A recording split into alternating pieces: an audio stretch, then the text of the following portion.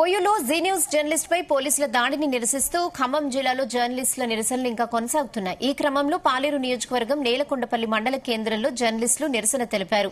దాడి చేసిన పోలీసులకు వ్యతిరేకంగా నినాదాలు చేశారు.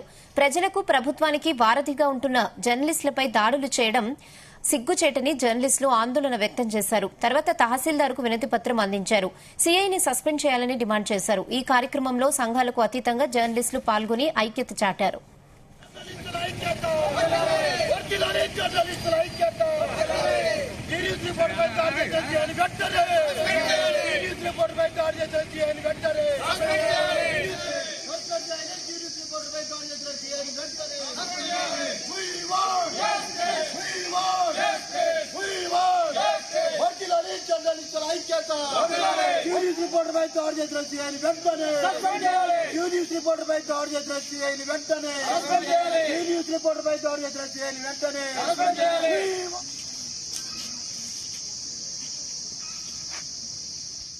ప్రజా సమస్యలపై పోరాడుతున్న జర్నలిస్టులపై ఈ అధికారులు అధికార దురహంకారంతో అధికార పార్టీ వాళ్ళ అండదండలతోటి మరి జర్నలిస్టులపై దాడి చేయడం చాలా హేయమైన చర్య.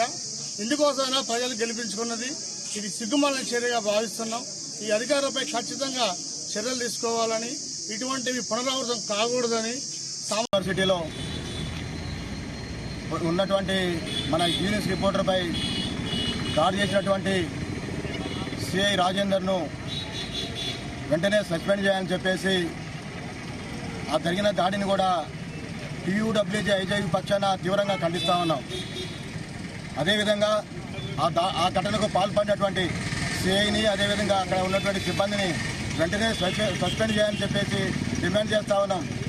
కాంగ్రెస్ పార్టీ అధికారంలోకి వచ్చి 7 నెలలు అవుతున్నప్పటికీ కూడా ప్రజాపాలన పేరుతో ప్రజల్లోకి పోతున్న సమయంలో కొంతమంది ఇట్లాంటి అధికారుల వల్ల అప్రతిష్ట పాలయ్యే అవకాశం ఉన్నందున ఇలాంటి అధికారులందరూ గుర్తించి ప్రభుత్వం వెంటనే చర్యలు చేపట్టాలి.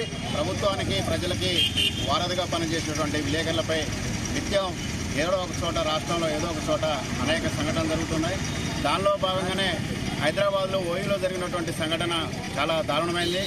వారు నిరుద్యోగులు చేస్తున్నటువంటి న్యాయమైన కోరిక కోసం వాళ్ళు దీక్ష చేస్తున్న సందర్భంలో అది కవరేజ్ కోసం వెళ్ళినటువంటి జీ న్యూస్ రిపోర్టర్పై పోలీసు అధికారి దుష్ప్రవర్తనగా ప్రవర్తించి చొక్కా పట్టుకొని స్టేషన్కి వెళ్ళిన ఘటన చాలా దారుణం.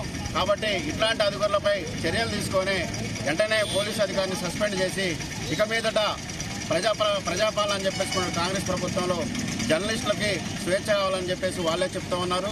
కాబట్టి ఇలాంటి సంఘటనలు మళ్ళీ పునరుద్ధరణ కాకుండా అధికారిపై చర్యలు తీసుకొని ఆ అధికారిని సస్పెండ్ చేసి జర్నలిస్టులు మొత్తానికి కూడా ఒక సంక్షేమం